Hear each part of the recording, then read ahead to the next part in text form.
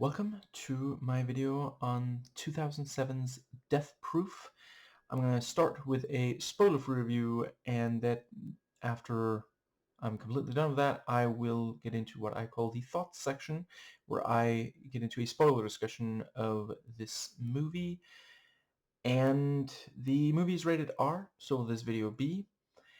And there are definitely things I love about this movie. I'm not sure that I would necessarily say that I love it on the whole. I think this might be, this and Once Upon a Time in Hollywood are the only Tarantino movies that I can't quite claim to love.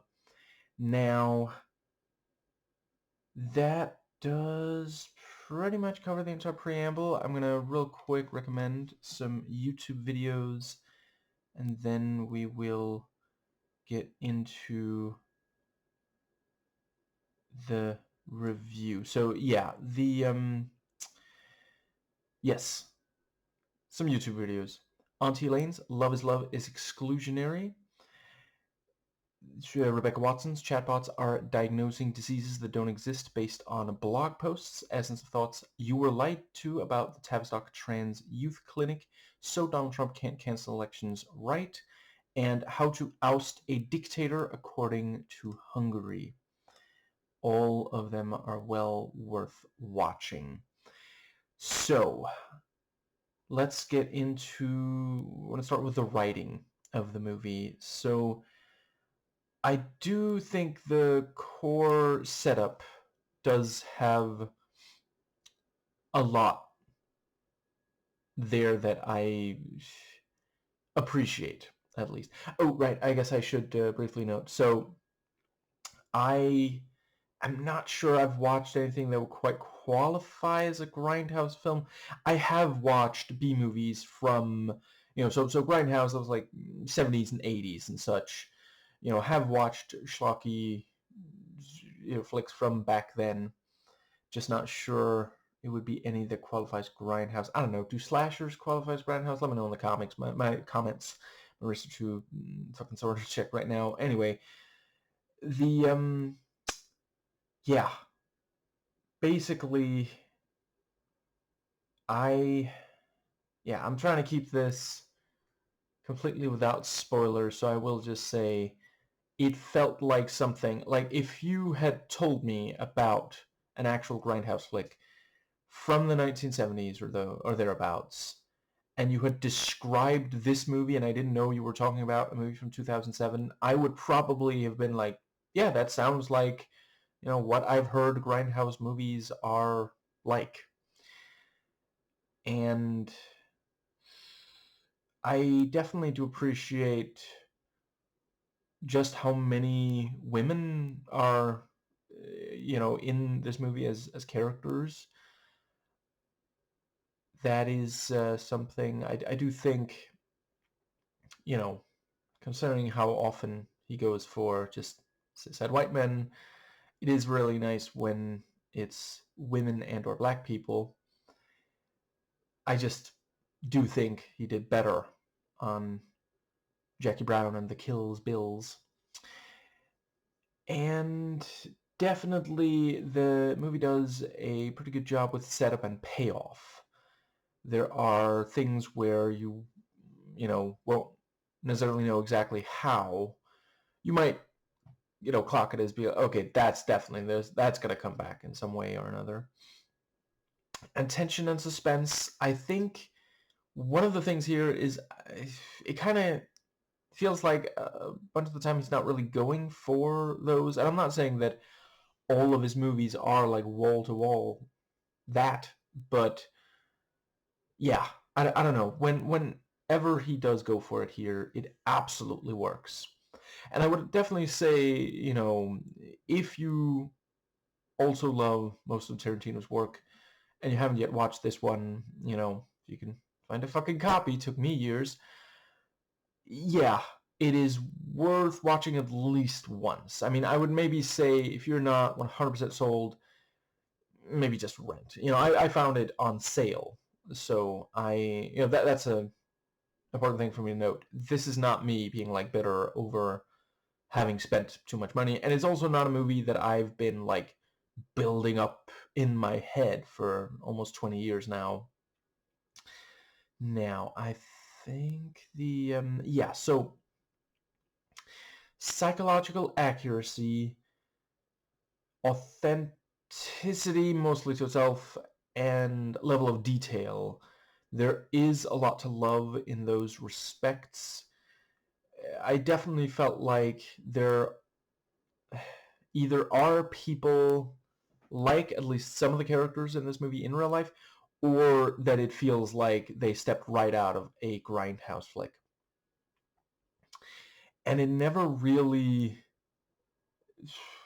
yeah, it stays true to itself throughout. There isn't any time where it just feels like, Tarantino lost his nerve or felt like doing, I appreciate, I've heard some people say that they thought it was too much about the women, which is like, I mean, I felt like the marketing made it extremely clear that there were going to be a lot of women in it. I don't, have you not seen the cover art, the trailers? Like, what did you think exactly? Yeah, I don't know if he is necessarily the best at. I am considering how often he writes these macho dudes, which I use as a descriptive term, neutral. I'm not saying he doesn't do a good job of that. I think he does well at adding depth to them. I don't know if he's necessarily the best when it comes to writing minorities, which might be part of why he doesn't do it as often. And I'm not saying that I'm the first person to make that observation. Some of the female characters here are kind of written as just, yeah, female macho, like, which I appreciate his contradiction in terms, but yeah, the way that, yeah, I can't really give details without spoiling, but I will in the thought section. Anyway, yeah, I think, yeah, you're right. Where I was going with that is it sets up from right away, yeah, there's a bunch of women in this movie, and, the way they talk to each other and treat each other is what I just described, so it's not that that's something that just, you know, takes you by surprise later in the film.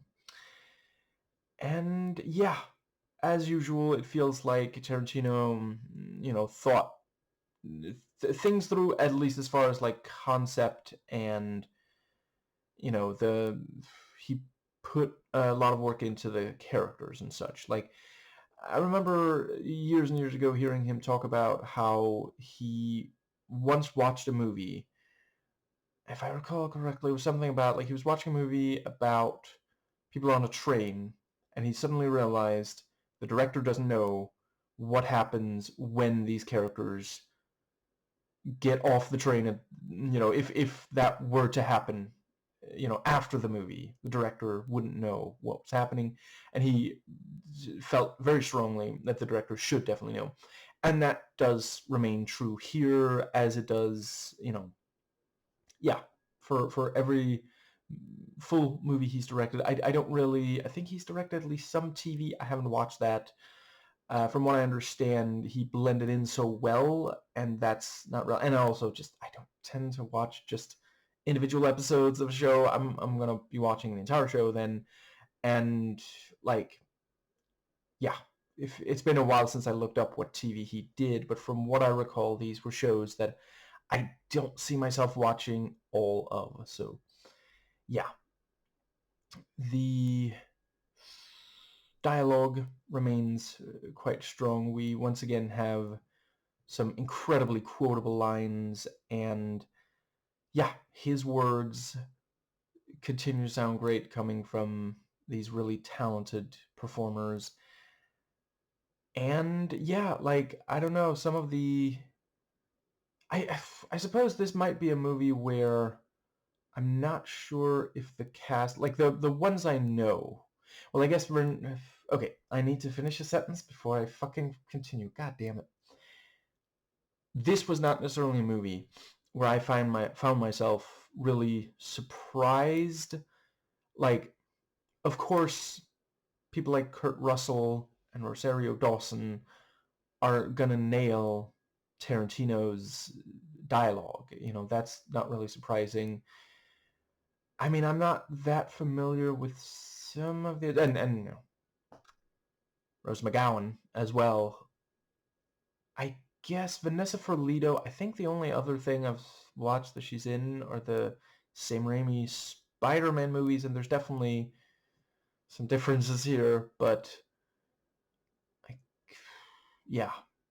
And I'm not that familiar with Mary Elizabeth Winstead, though that is a mistake that I'm working on correcting. But I guess, having watched Birds of Prey, it's not a huge surprise, and I appreciate that came like a decade later. Now, the direction is, as usual, quite self-assured, and yeah, if I would definitely say it is one of the ones where it feels the most like, because Tarantino has talked about his love of, a lot of the movies he loves and wants to pay tribute to are B movies. And in some ways, maybe that's part of why it didn't feel like a lot of the time when he makes a movie that is inspired by B movies, it feels like what he's making is transformative, almost pastiche, kind of, where in this case it almost just feels like he felt the assignment was to just make a grindhouse flick and like make it Tarantino-y, but not the kind of, this is not one of his classics. And those are also based on B movies inspired by, yeah. The cinematography is great. There are, the long takes and the way he'll move the camera is, very true to some of his other work and also really fits the material. There's at least one type of shot here that I definitely cannot give away, but it fit incredibly well, and it was not necessarily something that I ever thought I would see in a Tarantino film. And the editing is, quite good. I would say this is this might be the first of his films where I really felt like, okay, this should have been trimmed down. And, note that it's not the longest he's made. It's almost half as long as Jackie Brown, for example. But I definitely did appreciate some little touches, such as the, from what I understand, analog film scratches and such, for that authentic grindhouse experience. Which I should also note, I did just rewatch Planet Terror. Not earlier today like this movie, but it is very fresh in my mind. I appreciate that originally the idea was you watch, that they were released originally as a double feature with a bunch of trailers in between. And as I said for my Planet Terror, I believe I said it on my Planet Terror video, I have watched those trailers since they're on YouTube now. I watched them shortly before Planet Terror. And I've also watched the two Machete movies that are out. And I would watch, let's see, I forget, is he still making it, or did he end up not? If Rodriguez does make Machete Kills in Space, I am definitely going to watch it. I cannot guarantee it'll be in theaters that I watch it. And I think the editing works well for the sort of within scene, like moment to moment. The rhythm of the dialogue is something he continues, that I don't think he ever really lost that or at any point struggled with it. for as much as, in like Reservoir Dogs, there are shots that last a long time, so the dialogue plays out without cuts, but it's when that works, when that makes sense. It doesn't feel like it's just, well, we kind of had to, there's no choice or something. But the overall, I would definitely say it feels overlong, which is still weird for a movie that, to say about a movie that's less than 2 hours, I mean, I think it's 105, you don't count end credits, but part of it is the structure, which I cannot expand upon before I get into the thought section, because spoilers, but definitely the, yeah, when taken as a whole, yeah, there's just, it doesn't work quite as well, in my opinion, as most of his other, theatrical feature-length ones. Now, the production value, set design, locations, costumes, and makeup are all impressive and help convey things about characters and situation and such. We spend some time at this bar, which really feels like, I don't even know if they necessarily changed that much, but it might be more of a location than a set design production value kind of thing, but you really get a sense of the sort of environment here. And let's see, yeah, other than that, we see at least one person's home, and yeah, we get a real strong sense of who they are. And the music is, that is one area where he genuinely never ever disappoints. And yeah, it works well the way he uses licensed music. The sound design is also really, really great. There are some really gnarly, yeah. And yeah, the characters are sufficiently varied, and I wouldn't say that I ever mistook any one of them for anyone else. And I'd say a lot of the dialogue, at least maybe most, is not really interchangeable between the characters. Like, you can tell who, like, if you watch this movie and then years pass and you just read an unattributed line of dialogue from this, I'd say there's a pretty decent chance that you'll be able to say what character would have said that. Yeah, you could, yeah, you could probably test someone if you show someone part of this movie, then stop it, and then tell them a line from later in the movie. There's a decent chance they would know what character said that. And the acting, I mean, so I'm not spoiling anything about the characters, but everyone does a really great job. And I don't know, Rosario Dawson is one of those, I just, one of those actors that I find, actresses, I am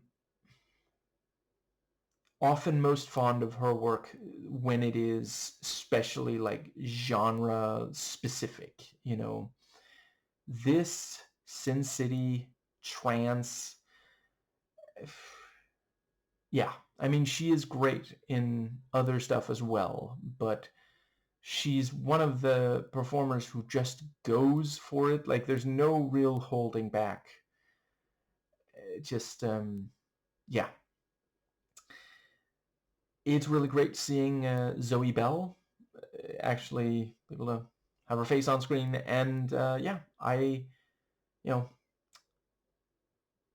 I believe it's 3 total that she did with Tarantino, and yeah, she's really great in all 3. This might be the most substantial of the 3, and yeah, she does a really great job. Like, it is one of those things where as soon as you ask a stunt performer to act on camera, and I mean, obviously they can do the physical part, but yeah, line delivery and such, you can't always be sure, but she does a good job. Like, I'm not sure I would necessarily have known that she was just, sorry, that she was normally a stunt performer if this was the first thing I saw her in. But yeah, she impressed the fuck out of him on Kill Bill. No wonder. And so he, had her, more in this. And yeah, I mean, I think if this had been the first thing I watched that she was in, even not knowing that she was responsible for the stunt work for Uma Thurman in the Kill Bills, I would probably have been like, I have got to watch more that she's in. I think I might at some point go for something she's been in that isn't Tarantino. Let me know. Drop me a recommendation in the comments if you have one. Now, other than that, I am not going to say very much about the Kurt Russell character before I get to the thought section, but he is phenomenal. Just, yeah. In case you've looked at the cast list, let me try to assuage your fears. No. And suddenly I can't remember the fucker's name. God damn it. I know I have the cover nearby. Okay. It's right on the tip of my tongue, though. I'm going to see if I can't. So it's the guy who made at least the first Hostel and yeah, some of those movies. I don't think I've watched even one thing he's directed. So I'm not commenting on him as a director because that wouldn't be fair. I will just mention that his reputation is not necessarily the best. Let's see. I think it might have been Girl on Film who talked about some. Yeah, I believe she even quoted him. So that's you can't even claim that. This is just hearsay.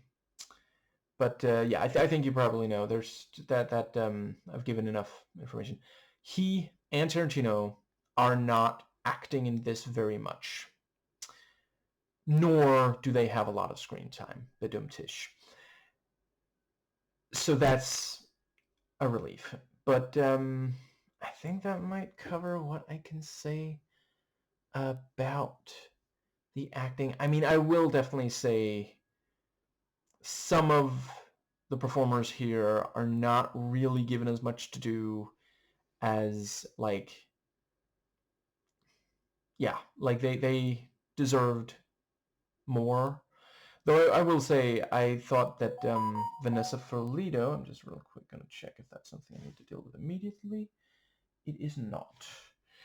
Vanessa Ferlito, I felt, was, given something more interesting to do here than those Spider-Man movies. And, let's see. Now that I think about it, was she in more than one of them? Huh. Anyway, yeah, sorry, memory's shot. Unmedicated ADHD for quite some time now. Tried medication once, made things worse. Anyway, I think that does cover that aspect. So yeah, the pacing, possibly the biggest issue for me personally, at least with this movie. It just, like, it feels weird to say,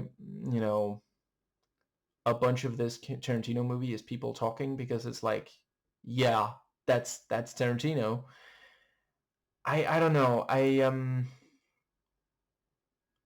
it's not even that he takes forever to set up the threat. Like, that was definitely something that was one of my criticisms, one of my major ones for, Once Upon a Time in Hollywood, in addition to the tasteless nature of yeah. I'm not saying no one can tell a story about those events. I just think Tarantino is not the best for it. And yeah, I went into more detail in my video on that movie. So I think that is about it for that. The effects are quite good, and there's neither too much or too little. And yeah, that pretty much covers. Yeah, so it is one of his more violent ones. Like there's at least one bit that is quite graphic. You know, which I understand fits the grindhouse thing well. I mean, it's nowhere near as much as Planet Terror, but it's not meant to be. If I recall correctly, it's been so long since I looked at this, but I believe they agreed that they were going to make two very different grindhouse flicks. You know, so yeah, I already talked about how Rodriguez made his in my video on that, but this is more a different kind, which I'm not going to give away exactly what. Like, it's easy enough to find out the sort of the subgenre that this fits into. And yeah, I rate this 7 female-led grindhouse flicks rather than pastiches out of 10. And that brings us to the thoughts section. So from here on out, I am spoiling everything about this movie. I think I'm going to try to keep this mostly chronological. And yeah. So from right away, you know, it's very clear that it is Tarantino, because one of the first things we see is, you know, a woman's barefoot in... right now I forget, was it a long take or were there cuts? But certainly the angle stays, yeah, over the opening credits, if I recall. And yeah, you know, from right away we have these women talking in a way that, see, I think part of it is that, from what I've heard, there are a number of female characters in grindhouse flicks that talk to each other and treat each other like this. And it is very much, you know, a certain percentage of the way. I'm not saying no one exists like this in the real world. Some of the way it is that these movies were made for and by, if not always about, men. You know, yeah. Now, I think this is a decent enough time to talk about. I think one of the things here is the fact that we spend maybe 40 minutes with the first group of women, and then they all just die, and the movie just keeps going, and we don't spend, you know, the second group of women, before the danger starts, we spend, well, actually, come to think of it, let's see. No, I think it's at least a little bit less, or maybe it was just that, you know, after meeting these characters and then, you know, just seeing them die so unceremoniously, which also just doesn't feel very Tarantino. Like, he usually has more with characters that he spends so much time on. I don't personally think that the movie would have been better if it had been non-linear. Like, you know, there is some element of the non-linear in every single other feature film he's made. I don't know if I want to give away whether he also does it in his segment of Four Rooms, or the little bit of, you know, he directed, you know, tiny little bit of Sin City. Did a really good job.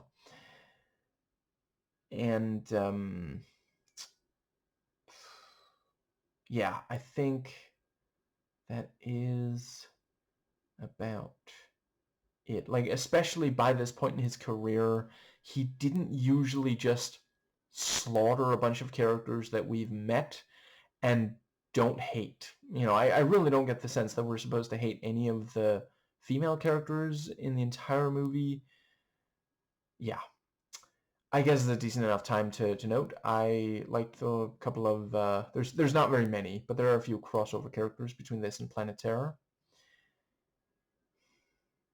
which is not a spoiler, I've decided.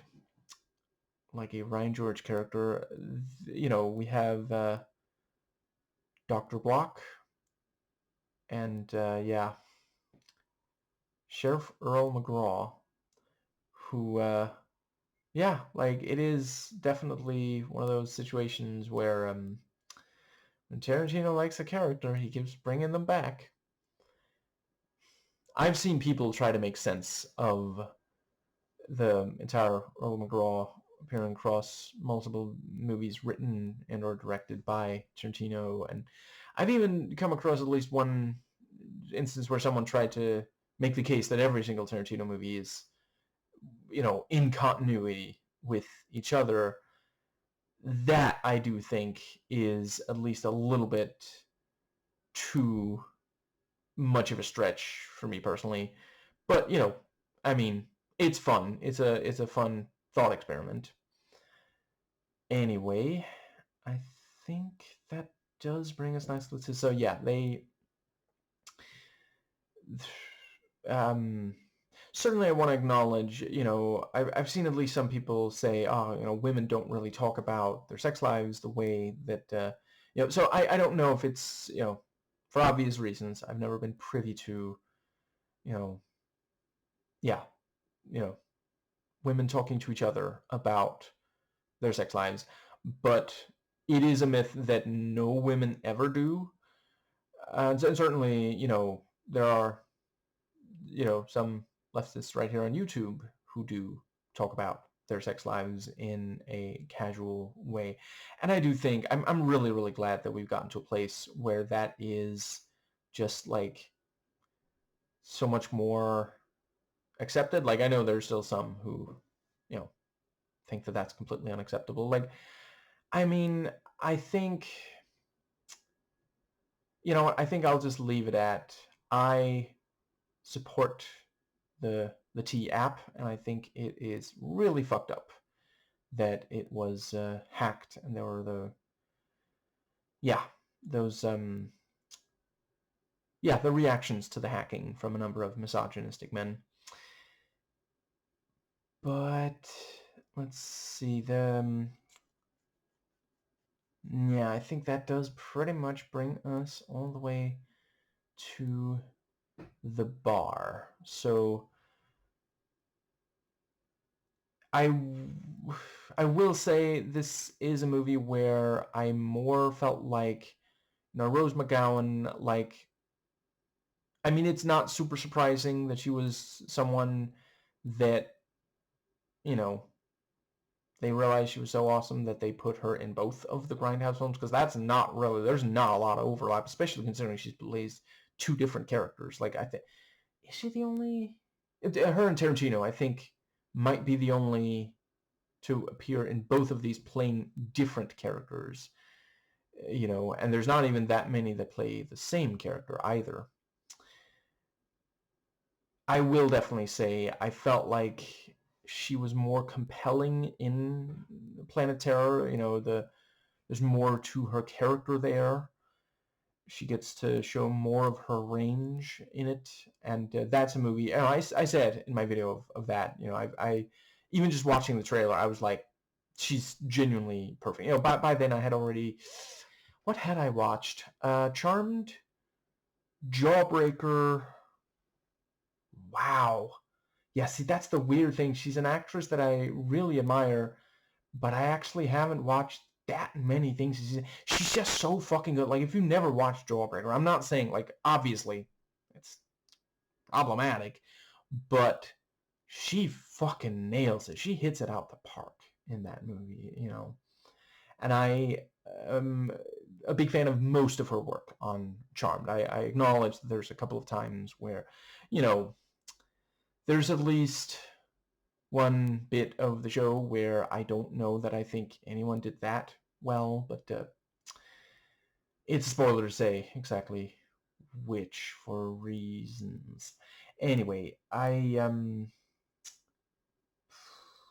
think that does bring us to, I mean, I do appreciate the way that Stuntman Mike is, he appears every so often. Like, the movie never has us forget that he's there. And I think the very first time is just a few minutes in that we already get the sense that he is stalking.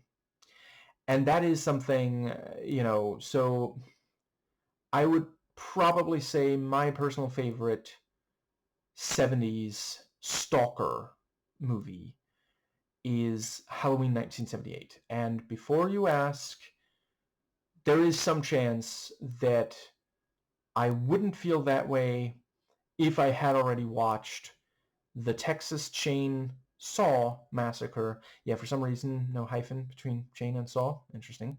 Or just no space between them. Whatever.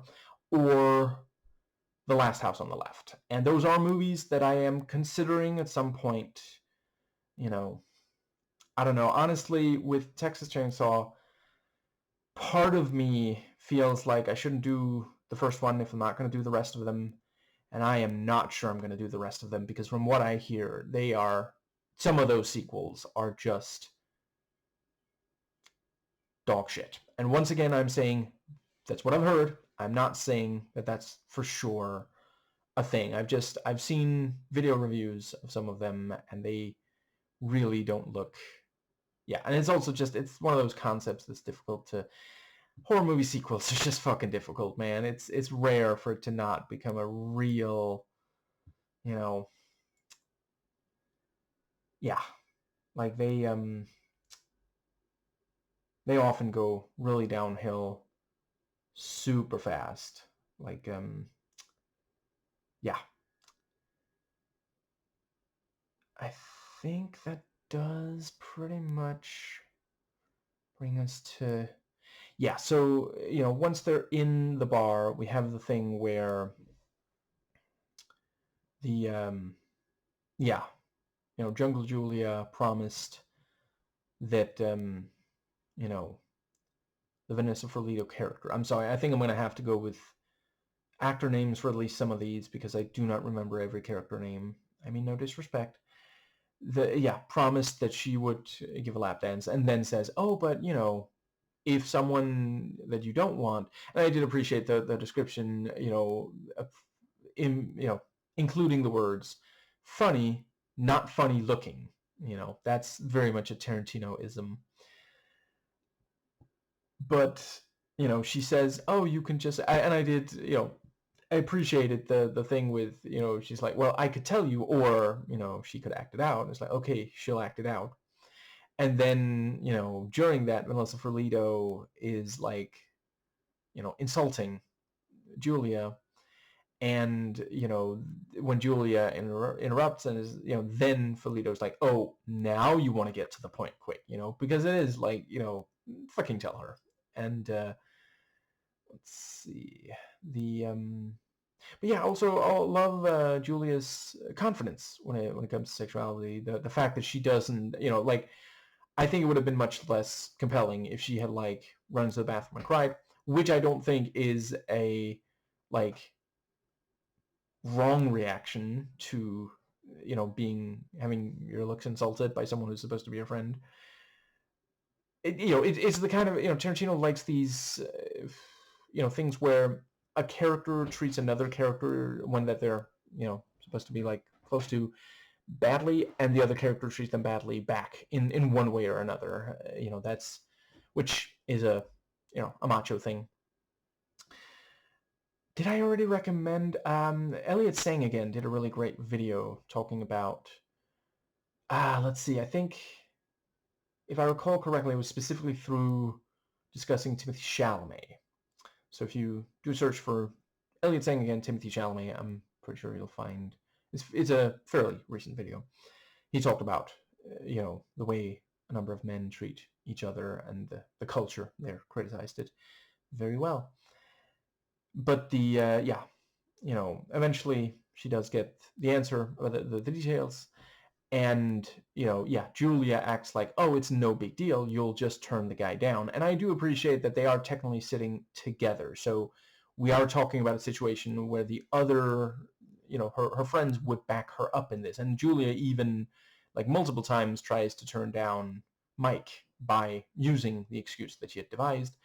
But even so, like, there are a lot of women in the real world who will tell you this is not okay. Like, there are a lot of men who are not going to accept the no, and like maybe they're not going to get violent at that exact situation with so many people there. Women who will support the woman that they're trying to get with, but like there are men who will start stalking a woman in this situation, and this is like it's clearly set, you know it's not unlike, is that a spoiler? I guess it's not really. Okay, I'll just note that there's another movie from around this time that is also very much a genre flick that is also like, well, if you took out the cell phones and one or two other details, you could have this set during decades ago, but you've got the flip phones, and there's a poster, a billboard for Scary Movie 4, I think, which does very much place it in the present day. And I guess, references to The Rock does also mean it couldn't have been that far back.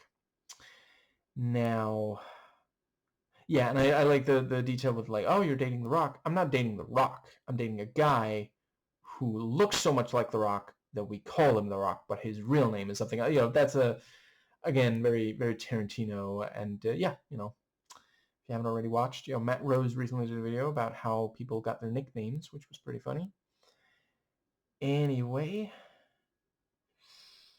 I didn't find it, I usually find Matt Rose hilarious. That one was not my favorite, but it was good. Yeah, in the age of cell phones and the internet and such, stalking is sadly, yeah. It can be a major problem. Thankfully it doesn't. It's not absolutely everyone experiences it, but women who have experienced it or personally know someone who has will tell you you cannot be, like, yeah. And that was something that a woman could have told you in 2007, and yet it is in the movie. And I think Tarantino believes he's doing something subversive by having it be that, Ferlito says she definitely won't, but then later she does, and she specifically does it with someone that she doesn't even find appealing, and the others are saying, definitely don't do it with, just, yeah. I think that is, and it's also one of those cases where, I heard about this movie, I mean, obviously, I've heard things about it over the years, and, I heard that a woman gave Mike a lap dance, and I heard that a woman, got a lift from him, and I kind of assumed that would be the same woman in the movie, And I'm also not 100% sure if the movie is perhaps implying that, because it is, I would definitely say I agree with there are things I do not agree with Sheriff Earl McGraw on, but definitely it is a sex thing for him, and sexual perversion is brought up another time. That was also very, very Tarantino to take so normally it's, you name two names and then you say sitting in a tree, Kissing, and then instead here it's Pissing.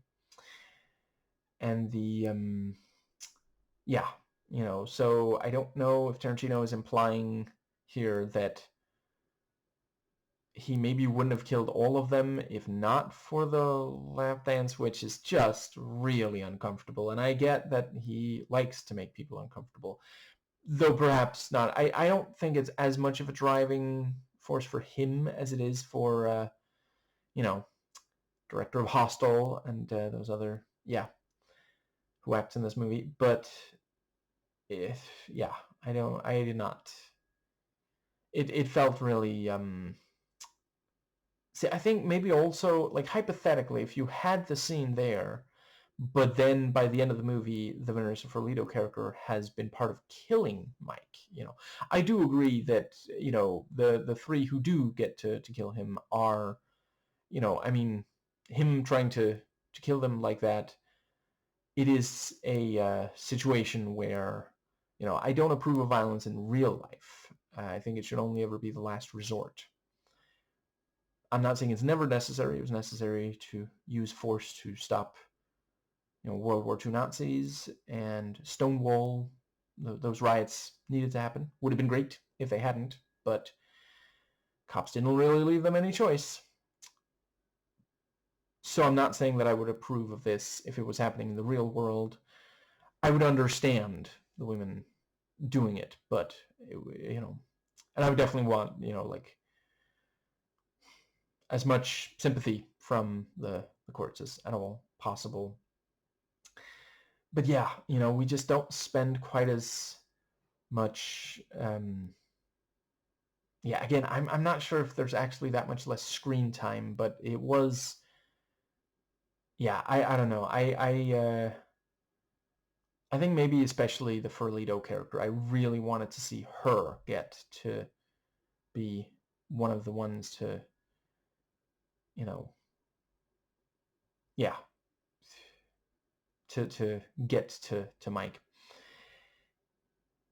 I do really appreciate that Kurt Russell is one of those cishet white actors, male actors, who are quite willing to play just the absolute worst, most despicable villain character, in addition to leaning on his natural charm. Because like if you watch him in an interview, he comes across like you want to be friends with this guy. Him and John Carpenter on the commentary track for 1982's The Thing, like, I want to be in that room. I want to be part of that conversation. It's just, yeah. But yeah, Kurt Russell, Vincent D'Onofrio, occasionally Christian Bale. I wish Christian Bale would take more villain roles, but I guess I've said that. He was one of the best in Thor 4 with Gore War. But yeah, that and American Psycho. But yeah, Kurt Russell in this, like, we just cannot stand Mike, and we're let in on there's something, like he's we see that he's a stalker before we see him interact with anyone. So the moment we see him talking to Rose McGowan, we are immediately on edge, and they do quite a good job there. The couple of details, the thing with, he's not drinking, so there's not, she doesn't have to worry about that. And then later, McGraw points out that's, alibi. Is it an alibi? Because it's like, it was, because that he can claim, oh, it's just an accident. Look, I got hurt too, which is also one of those things, like taking a stuntman and making, because like, in real life, like, I've not met stunt people personally, but I've heard that a number of them are just incredibly nice, affable people. So to take one and make like a serial killer with a, calling card out of it, using it, and they even have the line, he didn't use a hatchet, he used his car, but he is a serial killer, that is genuinely, yeah, once again, very, very Tarantino, taking, a type of person who in real life is nice, and having them be evil is something he's done elsewhere. I don't know if I want to give examples because it might be spoilers for those movies, but yeah, I think the yeah, and one thing with stunt people, and this is something, I've heard from some people, they're like, well, if I'm gonna get hurt, at least some, get it on camera, just make sure it looks good and ends up in the fucking movie. That's all I ask. I'm not saying every single stunt person has that attitude, but a number of them do, and we'll openly talk about, like, so that stunt didn't work out. Ended up in hospital, still have a scar. And they're not, that doesn't compel them to quit. And I do also appreciate, part of that is, of course, stunt work is one of those things where when you are no longer performing stunts, like some end up becoming stunt coordinators, but it is, maybe especially like, I guess today where we've perhaps turned that corner again, but there was a while where CG meant less live action stunts. Less actual stunts is what I mean. And that really does suck. It is a very volatile, it's already show business is very, you don't know if you're going to have a job tomorrow kind of thing. And stunt work is one of the most exposed there. Anyway, let's see. Yeah, and the thing with, ask, bartender. The bartender played by Tarantino. Barterino. Ask him, I'm Stuntman Mike. Everybody knows, Barterino knows me. Ask. Barterino, who's that? Stuntman Mike. Who's Stuntman Mike? A stuntman. And later is like, he doesn't even know the names of anything that he's appeared in, and he mentions things that they don't even know about. And it's that thing of like, well, he can't exactly prove it, can he? Because like that would go against the very nature of stunt performing. And I do also appreciate, ultimately the killer stuntman is taken out by a stunt person who is, I mean, an adrenaline junkie maybe, but not like evil or something. I did appreciate the element of several male characters who are whiny, duplicitous, or the like. We have the thing about like the guy who keeps whining about like, can't we make out a little longer? Can't I spend the night? Stuff like that. And she has to be firm, and ultimately he does accept it. And I did also the thing with like, I promise you won't get wet. And she's like, weird flex, but okay. And the discussion about, if she fucks him, she's not going to be with him. She'll just be another conquest. And then, it turns out he, instead of respecting her for that, he just went for someone else.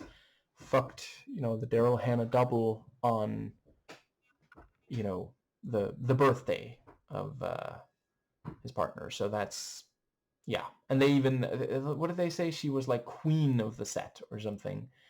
Just, yeah. And I understand that is a, there is a certain percentage of men in grindhouse flicks that are just, pieces of shit misogynists. Sometimes art imitates life. Note that I said a number of, I'm not saying all. I'd like to think I'm better than misogynists, but yeah. And if you are watching this and you feel like, you're wondering if you're a misogynist, listen. Once if you realize that about yourself, you can try to better yourself. Life is all about learning and growing. I think we're all works in progress. I know that there's things I have to get better at. The important thing is to acknowledge your mistakes and do what you can to make up for it. Everybody makes mistakes. The most important thing is to find some way to make it right. The idea that, if you make one mistake, you're just fucked is really, really destructive, because it just leads people to hate themselves when they realize they've made a mistake. Because everybody's gonna, at some point in our lives, everybody's gonna make a mistake, no matter how hard you try. The important thing is trying to make it right. And, a number of bigots will end up saying, well, I didn't make a mistake. Maybe I did nothing wrong at all, even though they hurt someone. Or they'll say, well, the reason I did that was this minority. And then, in their minds, if they just hate and maybe do something awful to that member of a minority, then they're okay. They made, yeah, it's really fucked up. Now, I think that does bring us to...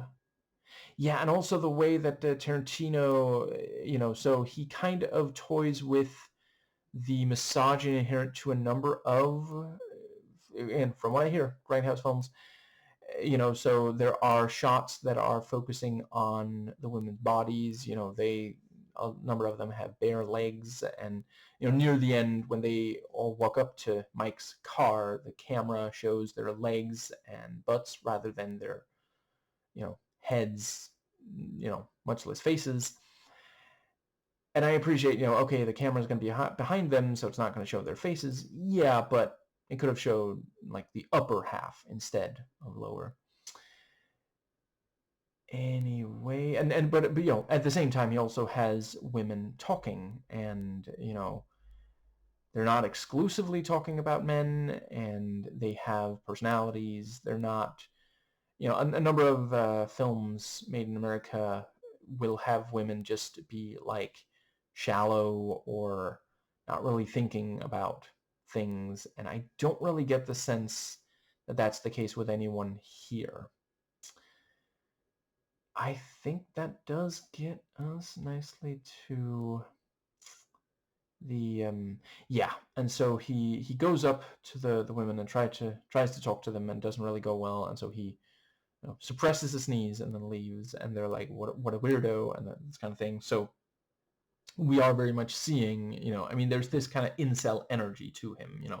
He has been rejected by women a lot, and he has started to resent women because of it. Not their fault, his own. He's choosing to focus on the wrong thing. He's not trying to better himself to the point where, or just like finding a way to, live without. Like there are people who just can't quite attract a partner, and just like, that it's frustrating. But there are other things in life that can, bring fulfillment. It doesn't have to be a long-term partner. I feel like he could probably make at least male friends, maybe not female, but concerning the stunts he's done, I'm sure pretty much anywhere he goes in America, he can find a decent number of guys who are like, oh, that was you, oh, I fucking love that, but that's not enough for him. He is choosing to focus on feeling scorned by women. And he even says, I actually have a book, and I thought, have I been told wrong? Does she not end up giving him the lap dance then? But yeah, that does. Right. What's the other thing that I really want to say? But yeah, we see the hurt in his eyes when he, you have the thing about, they don't even know the things he's talking about, and he even, he's the one who says, you don't even know these things I'm talking about, do you?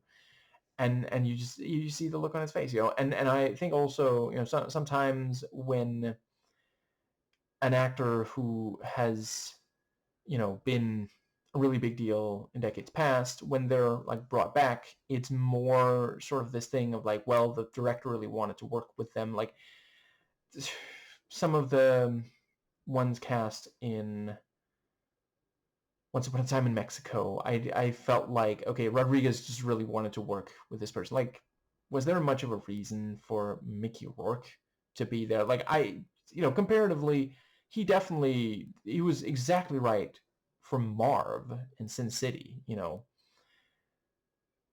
But with Kurt Russell, and they make sure to give him a scar too, to make it, you get the sense that he is, he's aging. This character would not work if he was played by a 20-year-old. But he has been, violence has been his life for decades now.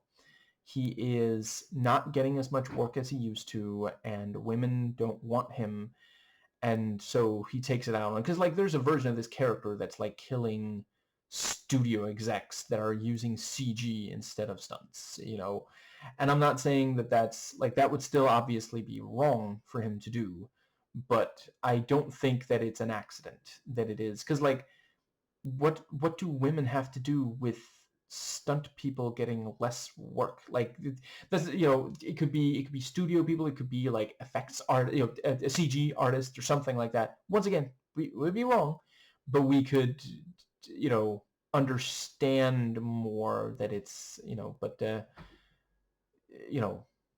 yeah, I think that does come, yeah. Now I want to know what I wanted to say with that.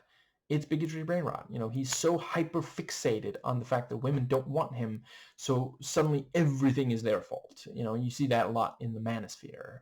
Men who will insist that everything bad in their lives is women's fault, and like the most prominent manosphere figures will give just the worst fucking advice to young men who are struggling to attract women, and then these young men will get mad at the bad advice, at the bad advice not working, but they're not going to be like, well, what the fuck, dude, why'd you lie to me? They'll be like, why won't these women just do the thing that women have been saying for decades they don't want, like that. Women have been expressing for decades now what they want and don't want from men. And I appreciate that some of those things have changed over the years, but a number of them have stayed the same. Like I remember 20 years ago at least, reading in a magazine, some of the top things that women want from a man, straight women want from a straight man, are feel safe, someone who makes her laugh and is able to laugh at himself, and is like respectful of her. But then you hear manosphere and they're like, oh, she wants someone to subjugate her, and it's like, have you even met women? Have you actually talked to women? Because like that's not anywhere near as common as they, Kavanagh just recently did a video talking about women who regret supporting conservatives, and I appreciate that does mean that technically at one point they did support conservatives, but like if you actually look at, there's so many women out there. I forget the exact, I saw the percentage once, but there's so many women out there, they don't want a man to like be in charge. That's, in part like this thing left over from patriarchy where for a long time women just weren't allowed to be in charge. For the first chunk of their lives it was their father, and for the rest of their lives it's supposed to be the husband, which is also part of why so many misogynists hate women who have gotten a divorce or are just widows. Have you ever noticed how many misogynists fucking hate women who are not with a man, including when it's not her choice? Like there are men who refuse to, be with a woman who is not a virgin, even if like she lost her virginity to her first husband, and then that, maybe he died, maybe they had to get a divorce. By the way, if you don't support no-fault divorce, please educate yourself further, because it really, like, I saw recently that the number, the percentage of female suicides went down by a pretty notable chunk when no-fault divorce was made legal. Let that sink in. Now, I think that does pretty much bring us to, so yeah, McGowan, I will say I appreciated, she got more than, like, I was a tiny bit worried that there was basically going to be nothing, but yeah, like there was some backstory. We get some stuff about her and Julia, and let's see, I think that pretty much brings us to, yeah, so he tells her, well, it's a, Right. I also like the part where, they make their drink orders and he orders, was it like a virgin pina colada? Maybe he also likes getting caught in the rain. And, the bartender, Bartorino, just says the first word of their drink orders. So when he points to Mike, he says, virgin. I mean, Tarantino as a writer is not the most subtle. I don't know if the character is supposed to be a virgin, but obviously he has issues with sex with women. So that's right. Apparently there's like, originally there was an idea that Mike was going to be shown masturbating, and, I believe it was Tarantino himself who wisely decided the movie doesn't need it. Like, it's very clear. Like, I don't know that anyone could watch this entire movie and not realize that for Mike it is indeed sexual. Even I think even if Earl hadn't said it, Anyway, yeah. So he leads her out to the car, and you have the thing about, like, I'm not, yeah, he's just gonna give me a ride, which, like, sexual connotation there. And then, she's like, I am not fucking, I can hear you. And then she walks a little closer. He's old enough to be, I can still hear you. Let's see. And yeah, and right before she gets in the car, we see, like, at first he doesn't even hit the passenger seat is not even properly in yet. So we get the little detail that he has to put that in. And, he says it's 100% death proof, which is apparently something, was it Sean Penn who told Tarantino, a stunt team, if you give them 10 to 20 grand, they will death proof any car. And the phrase stuck in Tarantino's mind, and so he ended up making this. And that again is like, just, yeah, the mind of Tarantino. It's I wouldn't want to live there, but it definitely has given us some really gnarly concepts. And yeah, the idea of a stunt performer who, yeah, tricks women into sitting in his car and then crashes it so that the death is, yeah. Let's see. I think yeah, and we even have the line about, he's like, so when a car crashes, what do you think it is? And she says, CG. And he says, well, these days, a lot of the time you're right. And I believe it is accurate, the thing he says about, they do, I don't know if well, yeah, I guess it is called death proof since that's what Sean Penn said. But yeah, the thing with, making the car so that the driver, bare minimum doesn't die, like maybe ends up in traction. But yeah, I think, and I, so we have her crying, which is not a spoiler, that happens in both of these Grindhouse, both Tarantino's and Rodriguez. But yeah, she, and she says if he just lets her go, she will consider it a joke. And it's one of those things, again, I don't think we need that much of, it's one of those things where I wouldn't necessarily think it was a bad idea if it didn't lead directly into her, somewhat graphic death. So she's humiliated before she dies. Like this. I'm not saying that there's something inherently wrong with crying. Absolutely not. But someone begging for their life and then being killed really brutally, that is, like, if it appears in a piece of media, that is humiliation of that character. And Tarantino knows this quite well, but at the same time, there's also things that, the female characters do end up killing him. Some of the female characters end up killing him, and all of them have personalities. None of them just feel like they're just there as a, and once again, I've watched a bunch of slasher movies. That is something slasher movies have had quite a problem with disposable female characters. Now, let's see, I think, yeah, and obviously this great line, the thing with, I wasn't lying, the car is 100% death proof, but to get the benefit of it, you really need to be in my seat. And yeah, and also the detail that, so let's see, I think it's when he brakes that, or did he hit something? I forget, but she, her head gets slammed hard into the dashboard, and she's actually alive for a few seconds after. And you see the look on his face, like there's no sense of like he has no intention of trying to rescue her. He is happy with this outcome. This is what he hoped would happen.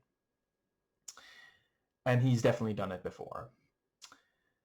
And then, he drives ahead of the group of women and, turns off his lights and turns them on. It's this thing of like, I guess, does it count as a game of chicken? I think both participants have to know it's a game of chicken for it to indeed be a game of chicken.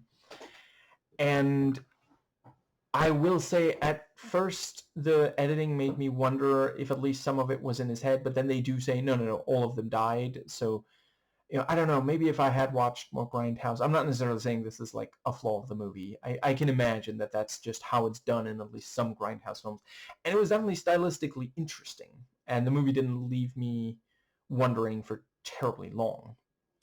But yeah, that is as graphic and gory as the movie gets. I think it's Ferlito who gets her head like crushed by the car. And yeah, I don't know. See, that's the thing is, hypothetically, let's say that she somehow, like, but just in time, she realized and like maybe ducks or throws herself out of the car or something. And by the time he realizes, she's, far away from there. And so she befriends some of the ones that we get there at the end. So when they see Mike, she immediately knows who it is and, tells the others, he killed my friends.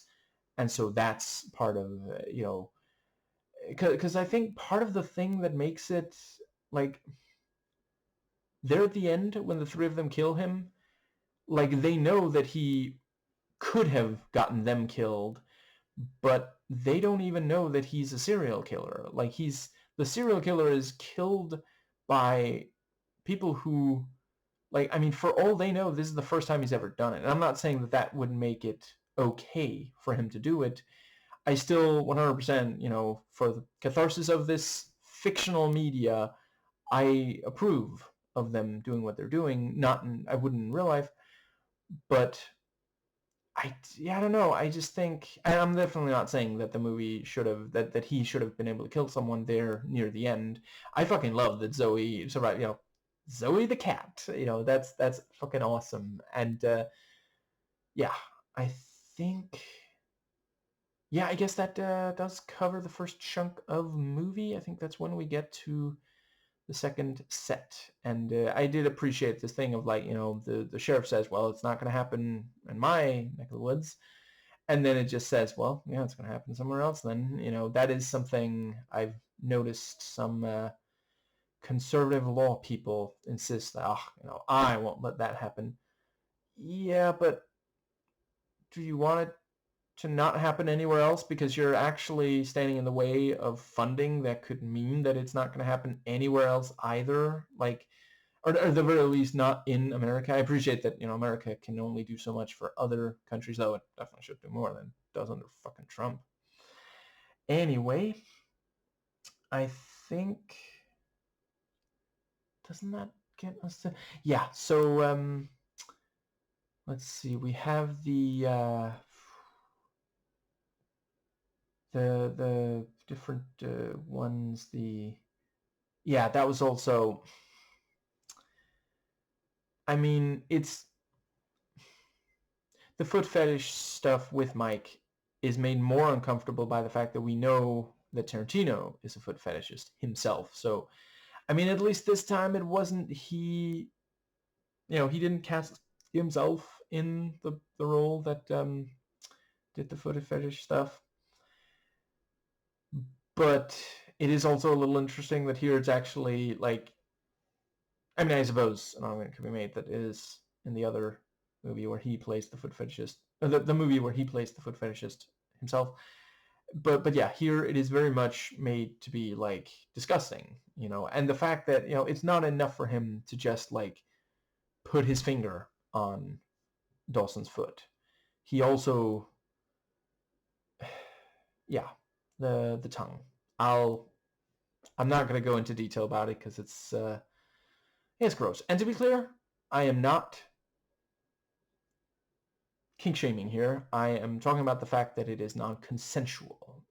If like once something is consensual, I mean, I would say, be safe about it and like make sure it's what you want, because you might end up regretting it. But other than that, sexually, like do what you want with the person who wants to do it with you, or even if it's not just one person. Absolutely nothing wrong with that. But yeah, he's one of those people, and that I do think that is it's good characterization. He keeps pushing it. He realizes he got away with it. Because she acts like, oh, there's like a bug flying near my foot.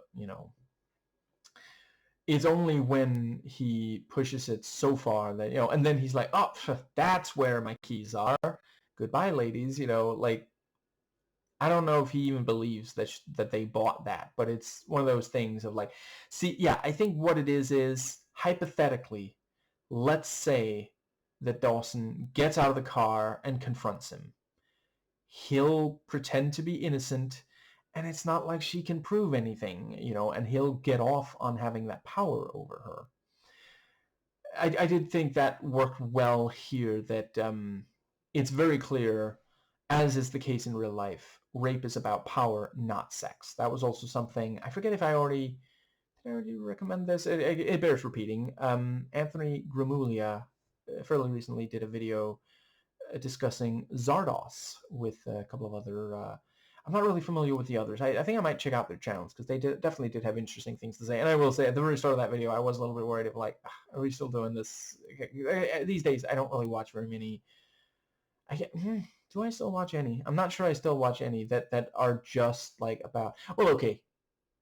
Emma Thorne will sometimes just like criticize a movie and not really have anything too positive to say about it. But I don't know. These days, I don't watch very many, media critics that just like say, oh, look at how bad this is. Like I'm more interested in like, because that's the thing. Like I've found that the most compelling criticism of bad art has been like, look at what it's saying or how it's saying, that sort of thing. Anyway, the discussion of Zardoz did include, analysis of rape and the depiction of it in that movie, rather than just talking about, oh, it's poorly made, because like, if you've ever heard of Zardoz, you've almost definitely heard that it's poorly made. Shit, I first heard that like 15 fucking years ago. Anyway, yeah, I think... Does that pretty much get us to the... Yeah, and we have the distinction between, you can't put your ass on the car. Yeah, the driver does, but you're not her. And the thing with, buying the magazine, also the this thing of like actually calling someone who's that close to you is silly. I also appreciated, it definitely felt intentional that, so when she gets a soda from the vending machine, the entire movie, every shot she's in, she's wearing this cheerleader outfit, which again, I understand that definitely felt like pastiche, because I do hear some of those movies will have, and I've watched horror movies where, once again, I've watched slasher movies. Horror movies will sometimes put women in just really sexualized, outfits, sometimes for the entire movie, or as much of it as they feel they can get away with. Because it's like, okay, well, she's an actress, she's gonna do a cheerleader movie, so she's just in costume on the way there. Like, what? No, that's not really something that's super common. You change into costume right before set, like, because you don't need a lot to, like, you'd have a point if it was something like major, like, but a costume, like, you don't need very much. Like they'll have those little trailers for that, easy to transport over great distances. And like, for her to be in costume for a long time before, like, what if she what if like it starts to get dirty or something? She's just gonna have to change into another version of the same costume once she's on set. It makes zero sense, and I do think that is purposeful. But yeah, other than that, when she gets the vending machine, the drink from a fridge without a door, she bends over just enough that there is like sort of an upskirt, but not like a major one, which like I'm almost certain that's Tarantino saying, how many of these movies have like full-on upskirt shots, so yeah, very, very male gaze heavy, a lot of those movies. Horror movies I'm talking about. Once again, haven't watched Grindhouse, I don't think. Yeah, I think that pretty much gets us. Yeah, and we even have the thing about they're willing to spend a lot of money on that modeling. What was it? Italian Vogue or something like that, And let's see. Yeah, I did appreciate. The movie definitely has something to say about celebrity. They cheer every time they drive past one of Julia's. Yes, I know technically characters refer to her as more than Julia. I don't currently feel comfortable as a white guy using that particular word about a black woman. Anyone dark-skinned, period. I really don't feel comfortable using that word about. Anyway, every time they pass one of Julia's billboards, they cheer. They even, at one point they're even like, come on, we just did. And one of them's like, we said we would do it for all of them, and they're also celebrating the photo shoots of the cheerleader actress. Yeah, I definitely felt like Mary Elizabeth Winstead, this was less than she deserves a more compelling role.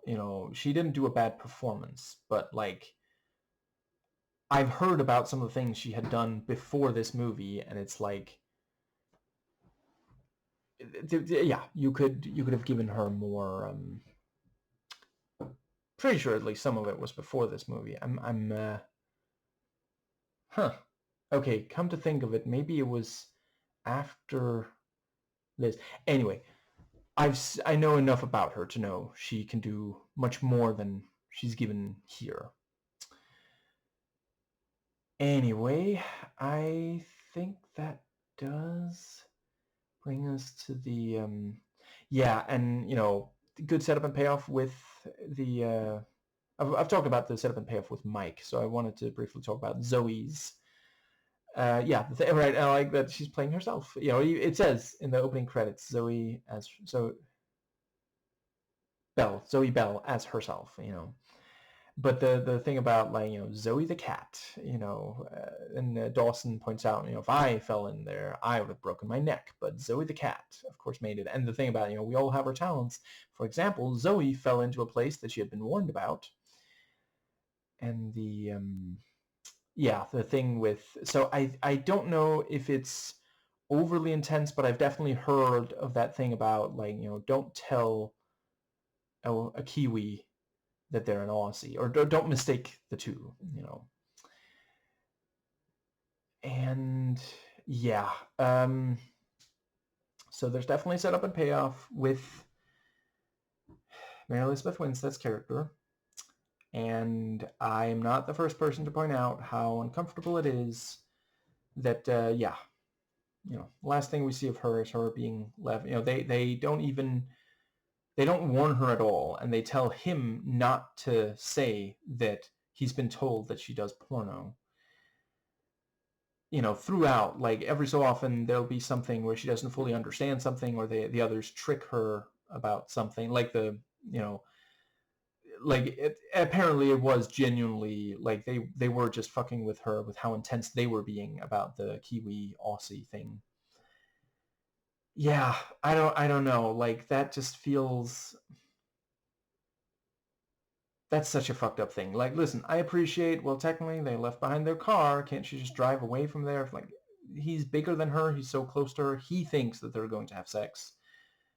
Which is also just the thing of like, I mean, if you're gonna invoke that trope, have the woman actually point out just because she does porn doesn't mean she fucks just anyone. Like, that's such a weird, for some reason, for a number of people, their brain just shuts down completely when they hear that a woman has been sexual. Like, they immediately assume, oh, so she'll be sexual with anyone. Like, what? Like, is there literally any other situation where you would fully think that? Like, other than, that's when a minority does something that a bigot thinks of as lesser.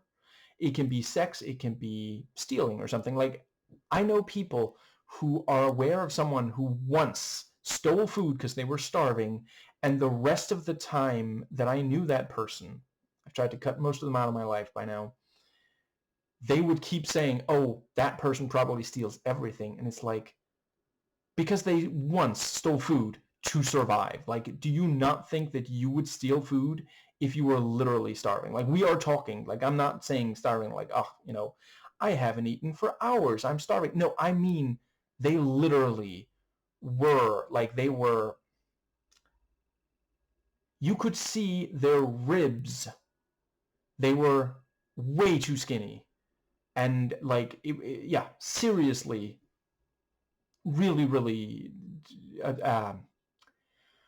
undernourished. Is that how y'all say it in American English? Had way too little to eat.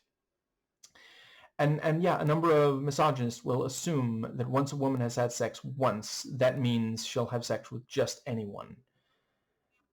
And yeah, with porn, that's also a thing. And it's like, I mean, you get that it's a job, right? Like, would you do your job just anytime, anywhere, without being paid for it, with someone that you didn't find appealing? Like, just think about it for 2 fucking seconds. Is all that you're really being asked to do here? Now, yeah, I think that does pretty well get us to the I guess I'll just briefly note. So I did think the way that they film the car stuff, that was really, really effective. Both of the major car scenes, and the way that it cut to the women partying and dancing. And that's also, the movie has a repeated image of women dancing. And sometimes it's just they're sitting in a car and like moving their head to the music. But these are women who love a life, and so that makes it all the more disgusting that Mike is so eager to kill them. I'm not saying it would be okay if they were like depressive or something, but it makes it more, the contrast is so intense. And also the way that it edits, it cuts from them dancing in the car to him just sitting there with murderous intent in his eyes, like very, very clear, like strong contrast there. And but yeah, the way, they actually, there's a sort of behind the scenes on the DVD where they talk about the cars, specifically wanting the car that they call out in the movie is and I forgot the movie's title, but they talk about like that specific car, from that specific movie. But Tarantino talks about the difference between American and other, Aussie car chases, and he said he wanted his to be an Aussie car chase where you're right there with the car rather than the camera being further away. And he did talk about Bullet, which I'm definitely doing a video on that movie at some point. I'm not saying it'll necessarily be super soon though, but definitely gonna happen. And yeah, that brings us to that last part where they have to talk Jasper into it, and that's also part of what makes it so uncomfortable with leaving her there in her cheerleader outfit with a guy who clearly, yeah. And it's also just like, you were just told it's a cheerleader movie, and then that's also, it is a good line, they're doing a cheerleader movie. What's a cheerleader movie? A movie about cheerleaders. But, her correcting, he uses, I'm not going to repeat it, but he uses an outdated term, and, she corrects it to, the woman of color. yeah, which I'm also not 100% sure, is Tarantino trying to say something about like why is one of those okay and not? I don't know. I'm not saying that he necessarily is. It might just be making the distinction. We just we know that he's not he's definitely used black culture to make himself richer when, like, listen, I get, listen, I'll admit I have a certain fondness for black culture and other minority cultures. I try to praise the work of the people who are from those cultures and making really impressive work within that. And he has enough clout in Hollywood, and I know he has actually helped get other people's work, get a lot of eyeballs on them. Pulling that thought slime thing. Um, yeah, I don't know. I feel like he could have done that. As much as I love Jackie Brown and Kill Bill, I do think if Jackie Brown had been directed by an actual black director, I mean, I don't know. I guess it probably would have turned out very different. I don't know if someone like, yeah, because okay, this is getting to be too much. I'm gonna find the director's name real quick. But he did an amazing job on Widows, and I probably am gonna watch more of his. No, yeah, it is. See, I was thinking Steve McQueen, but it just felt like, wait, is that what I'm thinking? Because I just talked about, Bullet, but yeah, loved Widows. I am strongly considering. So let's see, it's 12 Years a Slave and Shame are the major ones that, yeah. I am not promising videos. I don't know if I am qualified to speak on, maybe especially 12 Years a Slave, for reasons that I'm not black. But the, yeah, I could see him making a really compelling, I thought he had interesting things to say about the relationship between some of the African American characters in Widows that felt very much of, lived experience, knowing, others within the community firsthand, that sort of thing. Anyway, I think yeah. So, Dawson basically offers up, and then she specifies, well, I'm going to let him think, yeah, that's already really fucked up, and that's like, I'm not saying there's no woman who would do that, but there's a lot of women who will tell you that's a shitty friend. That's not someone that you want, and like, I appreciate that he always has at least one character per movie who it's like, okay, they did something really fucked up, but we still kind of, we find other things about them appealing or something. So that's what he's doing there. And because there are so many women in the movie, there's bound to be at least one woman serving that role. I don't think it had to go quite that far, not even remotely. And again, like, listen, one of the things that could have been done would just be like they're at the end of the movie. We see a few more clips. That's when we see them finish off. After the end pops up, we see a couple of clips of them there at the car with Mike. Cut back, show that she like knees Jasper in the groin, and yeah, tells him don't treat women like that. That would be what I think bare minimum should be done with Mary Elizabeth Winstead character and subplot. And honestly, frankly, I just don't think they should have had that in there at all. Like, there's other things that you could just, yeah. I like the part where she gives 4 reasons, and one of them is just that would be rude. But yeah, and she gives him an address and says they are totally track downable.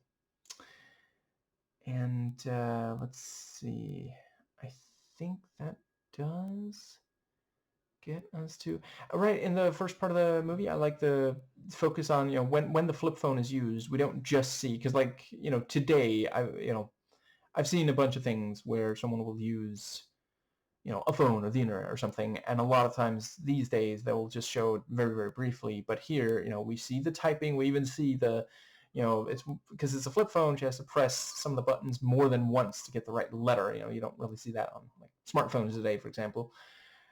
And yeah, there at the end, yeah, each time that she sends something, we even see that icon for sending sent. And ultimately the guy apparently blows her off, which like, yeah, really, really sucks when guys do that.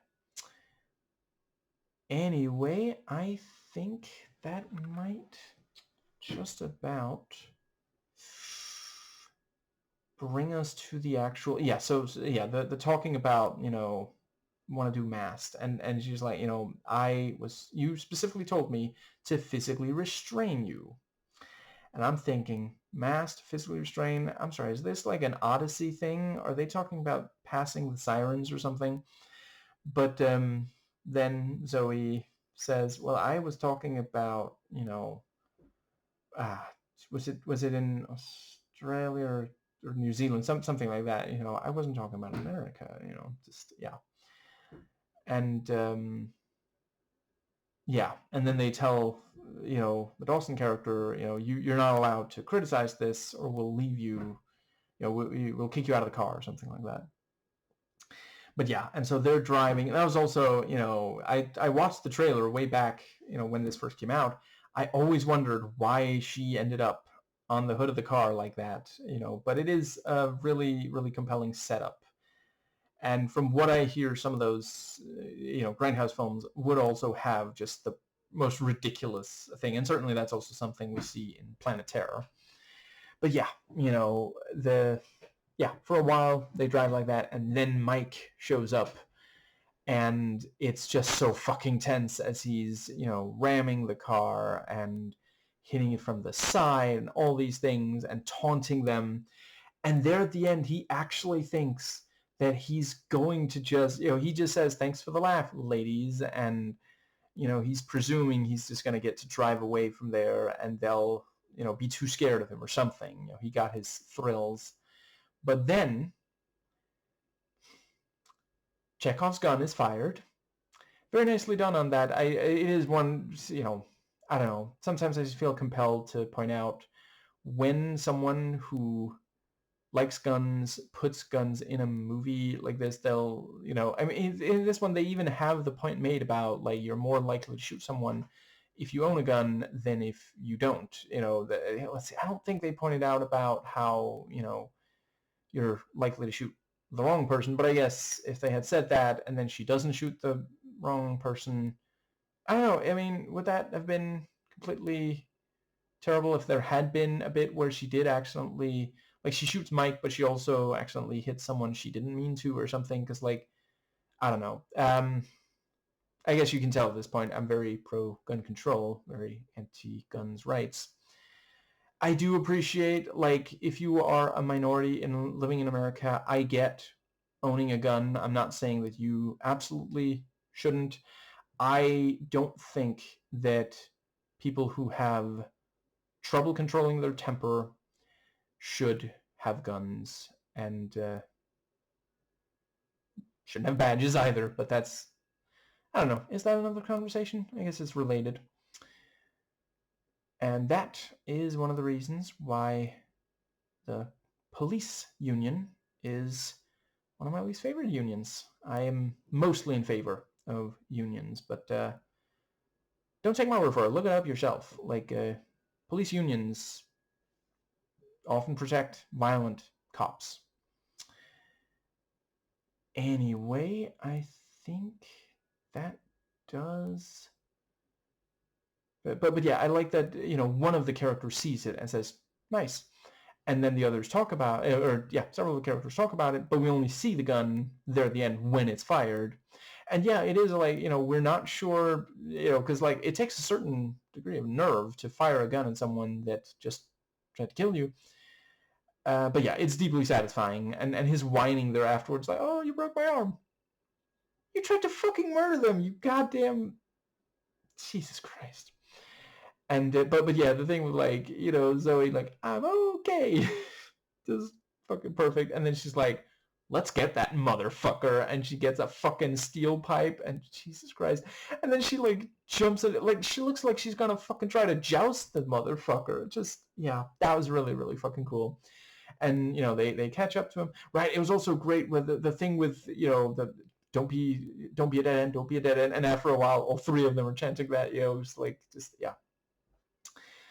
And yeah, they managed to, and then they're the ones ramming his car, and they yeah, the car stopped. It was also great when they're ducking and weaving in between other cars driving really fast. That was fucking intense. And there were a few other crashes, like a motorcycle crash among others. But yeah, and they end up, they drove through the billboard for Scary Movie 4. Is that like the way that there's shit? Let's see if I can recall this, because I don't think I did. Oh no, wait, yeah, I watched at least one of those movies. There was a while. Shit, was it Sam Raimi and Wes Craven maybe who had this thing where they would put posters of each other's movies in their movies, but they would be like torn as like a way to say my movie's scary. My movie can beat up your movie. I don't know if that's what they're doing here with Scary Movie 4. I only watched the first 3. I don't know why either. Peer pressure, I guess, was probably why. Yeah, because I stopped when I got the several most toxic people out of my life. They were no longer pressuring me to watch movies that we knew were going to be shit. Anyway, and not, entertaining garbage either. I don't necessarily mind entertaining garbage as long as I know that's what I'm headed towards. Anyway, I think that does, yeah, it was very cool seeing them, just brutalize him. And yeah, and yeah, the fact that the movie ends immediately after, there's no like epilogue or anything, which I also hear some of those grindhouse films would just immediately cut to, yeah.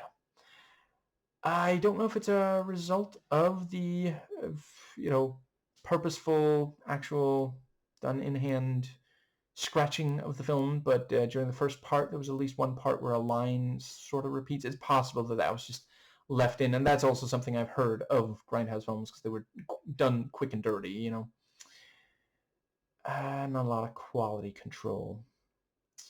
Yeah, I think that does pretty much cover everything. Okay, I'm just gonna real quick mentally fast forward through the entire thing, see if there's anything left I really badly wanted to comment on. I do appreciate, it is obviously funny that, they promise, he'll get the car back, and then they just, I mean, they don't. Well, they some of the wrecking is done by them, but a bunch of it is done by Mike. And the let's see. Yeah, I believe that pretty well covers everything. Okay,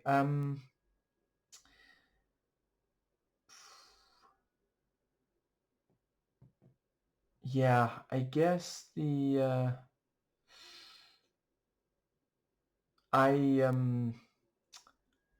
so Stuntman Mike does indeed also appear in Once Upon a Time in Hollywood, and there's a certain thing about him that I understand better now from that movie. So that's although I mean I genuinely am not sure if it's really supposed to be the exact same character, even if they call him the same and it's the same name. Because I mean, in that movie, Zoe Bell plays a completely different character than this one. I mean, I guess I don't know for sure if this character is supposed to be like I guess it wouldn't even be daughter. It would be like granddaughter, wouldn't it, of the character she plays in that movie. I can't rule that out because like that movie's like 1960s, 40 years prior to this one. Anyway, oh, I guess maybe it would be mother, not grandmother. No, yeah, I think that is it. So yeah, I have by now watched every single feature that Tarantino has done.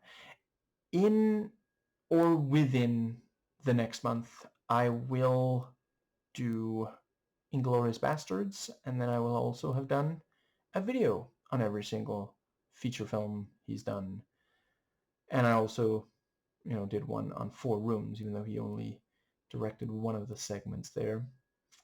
And I intend to, at the end of the review of that one, rank every of Tarantino's, of every feature that he's written and or directed for. Yeah. I think that covers absolutely everything. I appreciated the note made that so the various male characters in this, like, relatively consistently, I guess maybe not Barterino. I'm not sure he really does he really have ill intent? Were the shots his idea? I guess that might just be that he thinks they'll have more fun like that. But certainly, the rest of the male characters will do one or more things that are just really misogynistic. And I've already talked about the whining and the killing, the blowing off. We also have the thing with, as soon as the two guys are alone at their table, they talk about how they're going to ply the women with alcohol so that they will indeed agree to let them come to the cabin, which, yeah, incredibly fucked up thing to do, because it's just one of those things, like, if she says no, she means no. You can just accept that. Like, it. I saw a really great. Let's see if I can quote it verbatim. There was a woman posted on social media. I mean, by now, I guess it's been months. When I say no, I don't secretly mean please convince me. But yeah, they never do end up making it to the cabin, which, I mean, hypothetically, if the the cabin is the one from Cabin Fever, maybe that wouldn't have been great either for them.